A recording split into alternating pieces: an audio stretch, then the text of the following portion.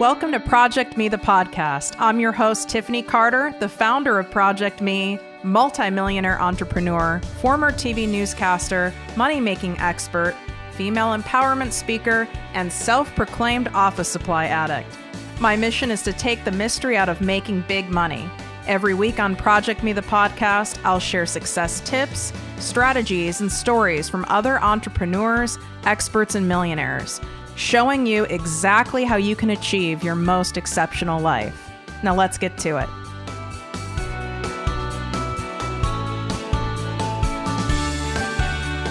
You are listening to ProjectME with Tiffany Carter, the podcast. Today we've brought on a top sales strategist who teaches people how to sell without being sleazy. Michelle Weinstein, otherwise known as the Pitch Queen, has more than 20 years of multi-million-dollar sales experience and even pitched her way onto the show Shark Tank. That's pretty damn impressive, Michelle. How's it going? I'm great. Thanks for having me. I was trying to look at all the highlights, to introduce you, and I was like, there's so many, so I'm just going to have to grab a few. So I've been following you, and, for listeners, I've been following you for quite some time. And so I only bring on guests that I feel that can offer high value, but that I'm also obsessed with your messages. Thanks. And I love sales. Sales doesn't scare me, but I know sales is scary for most people, whether they're an employee or an entrepreneur. Can you talk about that a little bit? Yeah, I would say, especially for the entrepreneur, most people don't realize that, they want to start their own business. They want to work on their own somewhere and do their own thing and manage their own schedule. Well, they also forgot that they have to, get their own clients. And I think a lot of times when you're in a job, if you're not in a sales role, you have work to do. Your bosses give you work, there's projects, you're always busy. But when you do your own business and you sign up for the entrepreneurial journey, you've actually signed up for a 24/7 sales career. And I think just a lot of people miss that. And I'm just here to remind each person that, you can actually enjoy the sales process if you see it from a different point of view. But I think buying a car, I think everyone listening has made a car purchase and has had a really bad experience at least once or twice in their life. Or, you go to the mall and you're walking in the middle of the mall and the people are trying to get you to sniff something or taste something or curl your hair. In San Diego, I go to the mall and they're like, oh, can I curl your hair? Oh, do you want to sample this? No, if I wanted something, I'd come into your store. So you get this bad reputation, right? Sales is pushy, sales is sleazy, sales is whatever it is that you want to fill in the blank. Or I hate sales. A lot of, I work with a lot of accounting professionals and they just don't even, I don't like that process. I just want to work with the clients. Well, okay, how are you going to work with them if you don't pick and choose the ones that you really want to work with? So I teach a lot of accounting professionals the really great sales process that, there really is no selling going on. We just serve and help our clients in a very unique way. So there's a whole phenomenon going on, and you can tell me if this is, part of your process at all, but there's a whole phenomenon going on about, attraction marketing, where, you're doing things in such a way that you're attracting your ideal customer. Is this something that you put into practice, or what are your thoughts around this attraction marketing thing? So about attraction marketing, I've never really heard it called that before, to be honest. I definitely think that if you define who you want to work with and who you want to help specifically, you will attract more of those people into your sphere. I just did an interview with one of my accountants for our new podcast we're launching called the Abundant Accountant Podcast. And cool. He has a specific niche. And when he first started his accounting firm, he was working with just service-based businesses. And then it became service-based businesses that used QuickBooks. And then it became service-based businesses that used QuickBooks online. And then it became service-based businesses that use QuickBooks online and that would meet him only on video because he didn't want to go to the office anymore. So he created what he wanted, and then he started attracting all of those sorts of clients, which, quadrupled 5 times the revenue, and he grew an accounting practice faster than most of a lot of other accounting people I meet, accounting professionals. So, if you call that attraction marketing, what you want and you put that out into the universe, you'll get it back. And also, spending your dollars wisely once you figure out who it is that you really want to start working with.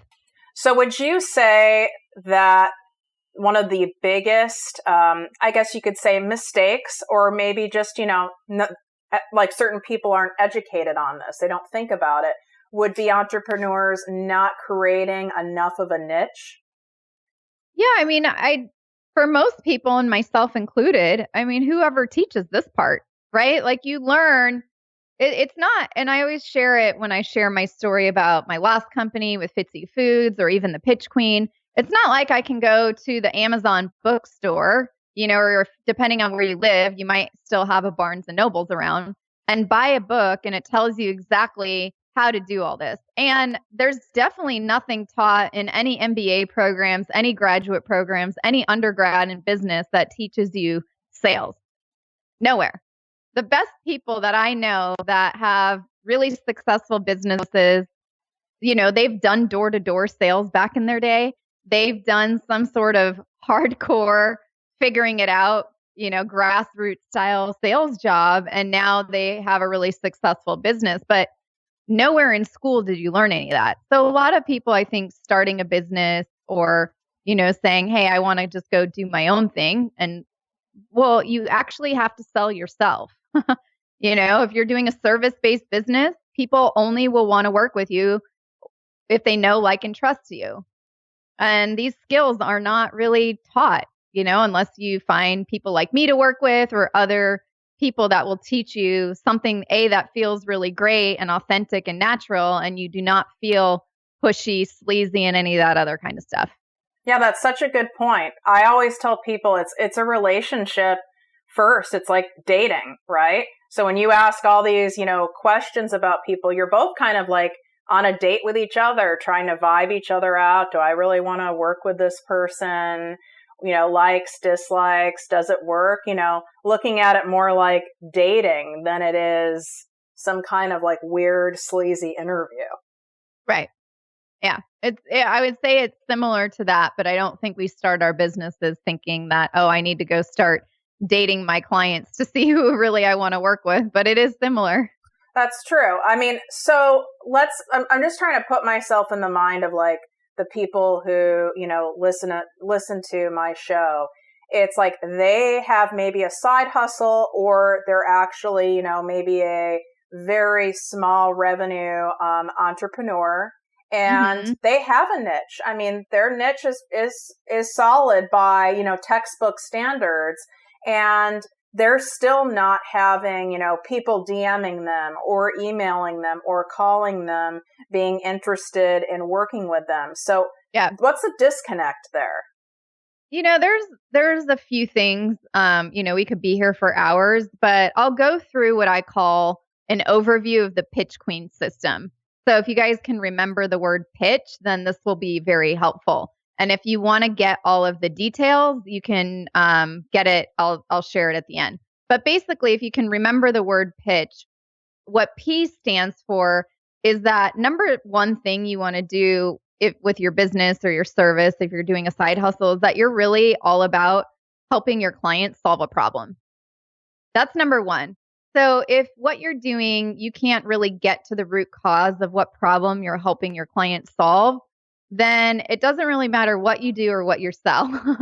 Ultimately, you have to have a solution, and you are the best person to solve that problem and help your client. Okay, so P for problem solve. If you remember pitch, I is the next one. So I meaning it's not about you. I think there's a lot of people that you're thinking, I need to work with this client, or they really need to work with me. It really has nothing to do with you. Nothing. It's really important that you remember that, and that it's all about our clients and how we can help them. When you get into that mode, you're not selling anymore. You're actually able to serve them and help your clients and make it all about them. But I think a lot of times too, for T, like PIT, right? T is next, is talking less. Too many people talk too much. And I understand, especially for my accountants, this is really funny, but I was explaining to them, I did this live Q&A this morning, and they're like, well, how come my clients don't need to know what form I'm going to use? I'm like, we don't care what form you're going to use. I came to you so you can do my taxes, solve my problems, make me pay less money in tax, answer this letter from the IRS, like whatever it is, right? And these like this one woman, she just wanted to keep talking and sharing all the details. And I was like, that's how you're going to lose a client, because they don't really care. Think about this real quick. Let's say you were your head was hurting, your brain was hurting. You went to the doctor and they said, you know what, you need to do a CAT scan. And then on the CAT scan, they're like, you have a brain tumor, right? And you need to have brain surgery. The surgeon doesn't tell you how he's going to remove the tumor. He puts you under, you sign a form, you get the anesthesiologist, you go under, you come out, doctor hopefully says everything's taken care of. It's all good.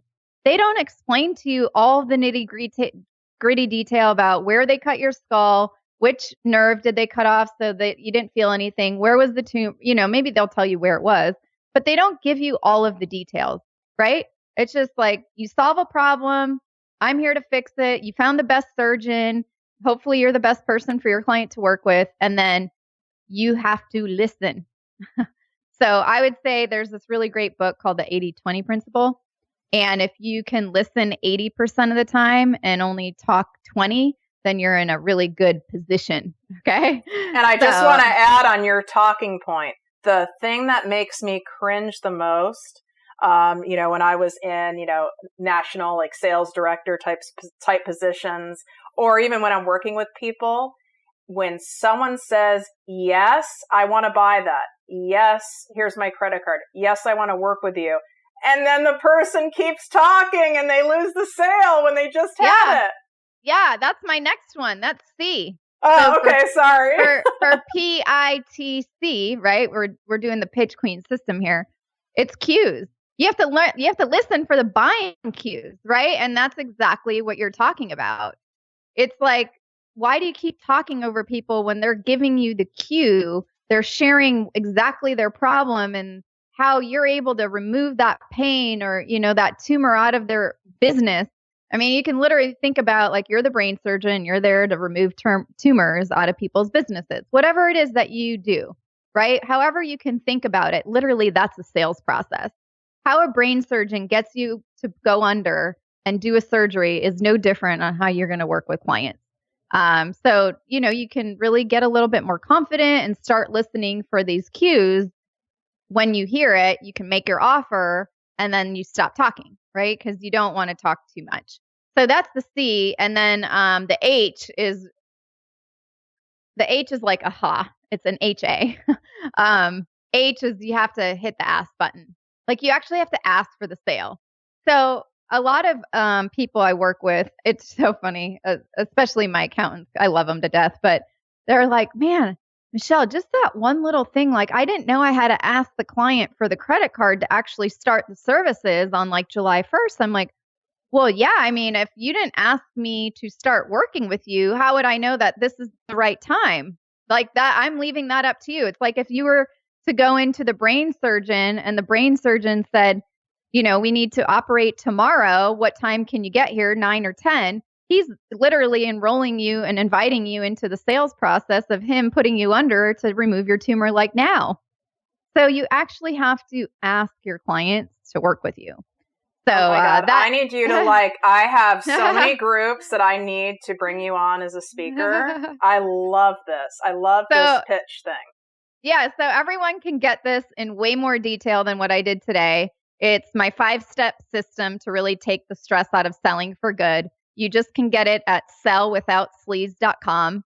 It's the Pitch Queen system, not only to boost your confidence with your sales conversations, but really how do you grow strong business relationships with ease? So I go into a lot more detail on the PITCH. And again, it's sellwithoutsleaze.com. You put in your email, totally free, and it'll come to you one a day for 5 days. Oh, cool. And I'll make sure, you guys, that I put that in the show notes too, for those of you who are driving or lazy or both. Mm-hmm. So I want to ask you, do you recommend for we'll use accountants as an example, because that's a clear, niche of yours, a niche market of yours. Do you recommend for that particular accountant who's on the phone with a potential client, they've gone through your pitch system, they have the queue, they're at the C, they have the queue, the person's like, oh, I think we'd be a really good fit. I really like what you have to say here. Like, I think I'd like to work with you, right? Now you're like, okay, now you have to ask, do you recommend for the person providing the service to ask for the business and ask for the credit card? Or do you think they should be passed off to someone else to talk about the money? No, I always say you do it. People, if you're the one who they've built the know, like, and trust factor, or I talk a lot about building really great rapport, and if you do that well in the beginning, you have to ask for the sale. You have to ask to work with them. And I would say, like, for a lot of accountants that I have worked with that have a team, they have passed it on before and they wonder why their revenues were plummeting. That's not your team's job. Whose business is this? Isn't it your business? If Yes. It's your business, then you should be asking, unless you've hired a highly trained person that you trust that loves your business as much as you love it, which I've had a few businesses and I've never met anyone that loves my business as much as I have. So, if I pitched to get into Vitamin Shop with the last company or Costco, it was always me there. I would never pass any of that off to anybody. So let me give you a scenario. I work with a lot of medical professionals, doctors, medical groups, plastic surgery, and we know, like, most all plastic surgery is a cash business. It's not insurance. And I don't know where the hell they developed this sales process. I find it odd, and this is where some of my questions are coming from, is that you'll go in for a consult, and sometimes the consult is free, and sometimes they charge you, but it's deducted from your overall service if you end up getting surgery from them. You speak to the doctor about your needs, your desires, any questions about the surgery, and then they hand walk you to, so to speak, a concierge type liaison that does all the negotiating, all the money. And I always found that to be very, very strange. I'm curious, do you feel there's any niche or marketplace where it would make sense? I'm sure that would make sense depending on what kind of business you have. And it's such a general question that I feel like, maybe you test it. Like for the surgery centers or the plastic surgeons, if that's just, again, each industry only knows what other people in the industry have done. It's not like there's someone saying, oh, this is how you should do it and why, because they've done all these case studies to show that your revenues would be, not $1 million, but $2 million if you actually let the doctor just finish everything, because that's the expert. But if I were running a plastic surgery office, and actually one of my best friends has a medical spa, and, she does the consultation, she also asks for the sale and to do it. So she actually uses the approach that I talk about. But if you are a plastic surgery center and a doctor, you're not doing insurance. Well, guess what? You're no different than, the accountants or anyone else. It doesn't matter if you're, paying out of pocket or whatever. It's your business. And if you think that your concierge is the best person to allow the client to work with you and sign up to, get your liposuction or whatever the heck you're buying, then great. But if you feel that 50% of the people that are getting passed off are leaving without doing any of the services, well, then you sort of have a problem. So just like anything in business, I say split test. Maybe on Monday, you try to actually enroll all of your new patients into doing the surgeries with you. And then the next day, on Tuesday, you have your concierge do it. And every day you alternate, and then you see who has a better closing percentage. And if it's you, then well, there's your answer. So that's I mean, a great idea for any business. That's a great idea for any business. Yeah, it doesn't matter what it is that you offer. I always think there's not a right way for anything. There's multiple ways to get to the same goal. It's just which one feels best for you, which one do you like the best, which one feels, less pushy, less sleazy, which one's less stressful. Because, I mean, let's face it, I don't think the doctors who open up a plastic surgery center think that they have to be salespeople. Well, unless you're going to go work for another doctor, yeah, you are. Because how are these people going to how are you going to operate on them if you don't ask if you can operate on them? Exactly. You're right. It's definitely, it shocks me, even in situations where the positions are obviously more sales-based, like, network marketing folks. That's all sales. That's mostly all sales-based. Yet where most people get stuck in network marketing, whether they're selling, health products or oils or whatever, they get stuck because they get kind of burnt out and they don't really want to sell. But that's a sales job. Yeah. I mean, I think you need to look inside look at yourself in the mirror and take a peek at yourself and ask yourself what you're doing. So a common practice I see small entrepreneurs, not just small, mid-sized too, do in order to work with one-on-one clients, or maybe they're building, like a mastermind type group, is they do these free discovery calls or free consult calls. They're like 20 minutes. And that's a soft way, in my opinion, where it's really a sales call. How do you feel about that approach? I think that's the best approach because, I mean, at the end of the day, that allows you the opportunity to see if that's even someone you want to work with. And then it's an opportunity for you to see and go through, like what I said, the pitch queen system. Do you understand their problems? Are you even able to help them? It's a two-way street. Just like my example earlier with the accountant, and, he layered on all these things in his practice, and now he gets to pick and choose who he works with. So he actually takes that model, and they even sometimes do 1 to 2 calls, and they don't charge, because those 1 or 2 calls could turn into a $20,000, $50,000 revenue client every year.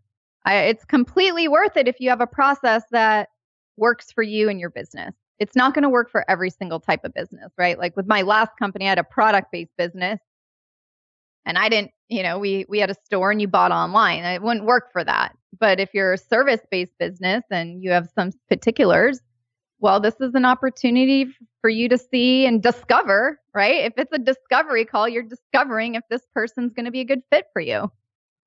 Yeah. I mean, you're like you said, it goes both ways, and there's not a one size fits all for anything. That's why, you work with people like Michelle to customize it to your personality, your style, and your business. So I want to end on probably one of the most scary things that people deal with who have an adversity or are nervous about selling is, let's say they get to the end of that discovery call or the end of that meeting with somebody, and they're saying how much it costs. I mean, they're down to that point, right? And the person's like, okay, let's just say I'm $2,000 a month to work with. And the potential customer's like, oh, I can't afford that. A sales obstacle. Yeah. Do you have any method, a quick method for that? I wouldn't say it's like totally quick, but I would say that's just getting really good at dealing with not only objections, but dealing with no's from clients and how to overcome them. So, I think my podcast would be a great resource for that. It's completely free, called Success Unfiltered. And I always share, it's stories about entrepreneurs who have dealt with setbacks, failures, no's, clients telling them no, right? And how they overcame that to get to their version of success. So, coming over price objections and all that, some people have talked about them. Mostly on the large side, though, because they were like investor rejections, but they're not any different than if you got $1,000 a month service or $2,000 a month service. It doesn't really matter. It's all the same process. And I don't think a no is usually always a no. Okay. And that goes back to her C pitch in the cues, right? It's correct. It's a no is not always a no. And from both sides. Okay. I just said no to hiring someone on for a particular service for my company. And when I was told the cost, my first thing out of my mouth was, no, that's a little bit too high of an investment for me right now. But guess what? It wasn't a no. I ended up buying it anyway. Right. And that happens all the time, but that's my point. So I talk a lot about that. A no, well, not I, but a lot of my guests share their stories because all it's about no's, it's about failures, it's about setbacks, and it's about how do you take those and reverse them, right? And how do you change them? So it's like all really raw and real stories. It's pretty good because this is all the stuff that people normally don't talk about. Yeah, I've listened, you guys, to her podcast. This is a podcaster promoting another podcast, so it's extra special. But yeah. No, I listen to your podcast, and it's true. I like teaching you guys things and bringing people on and talking about the stuff that sometimes people are uncomfortable or talking about, or they almost feel like it's kind of like the dirty little secrets of business. It's like we just need to put it all out there because there's really nothing to be ashamed of or scared of. If you want to succeed, we have to talk about this shit. Yeah. And I mean, like one of them just, talking about this price objection. Kelly Masters, I remember that interview. She's one of the first female NFL agents in the NFL. And I mean, she got a big fat no, like one of her prospects ended up not signing with her, going with someone else because it was a better deal. So you're going to get that too. Oh, well, I'm just going to go use them. It was $500 cheaper, whatever, right? It doesn't matter. You can take the big contract that Kelly lost and apply it to your business, and it's the same exact thing, So she was like literally the first female to represent a first round pick in the NFL. And then she actually shares that whole story. I mean, she was there by herself. New Year's, the client never showed up for the follow-up, which I'm sure each of you have dealt with. We all deal with the same exact thing. It doesn't matter what industry you're in. Well, it does if, like you're selling a product versus a service, but same exact process. So you can learn from a bunch of really amazing entrepreneurs who have overcome it and who have actually, agreed to share raw and real stories and be vulnerable to help you, like a pay it forward to other entrepreneurs. Exactly. And I do feel that is part of my mission behind, ProjectME is paying it forward, being sharing, helping, teaching the things that I wish were shown and explained to me along my 10-year journey. And Michelle, I'm so grateful for your honesty and being so blunt and direct about talking about things that people are uncomfortable talking about. I love your approach. I get it. And you guys listening, if you loved hearing about this pitch approach, I will have all the details in show notes so you can get a lot more of Michelle and a lot more of the Pitch Queen information. But also when you listen to the episode, do a favor to Michelle and myself and write a review and say what you actually learned so that other entrepreneurs can find this stuff too. Michelle, thank you so much for coming on and spending time with me. Oh, yeah. Thank you so much for having me. It was fun. And, for each person who's listening, I always say just, stay in the game and hold out for your dreams because everyone else did. And it just doesn't come easy for anybody. So take action on one thing you listened to today. Just do one thing. Well, we can end on that. That was a perfect ending. Thanks. Thank you. If you enjoyed this podcast, please write a 5-star review on iTunes. Not only will this make me super happy, but it will allow more listeners to find our special show.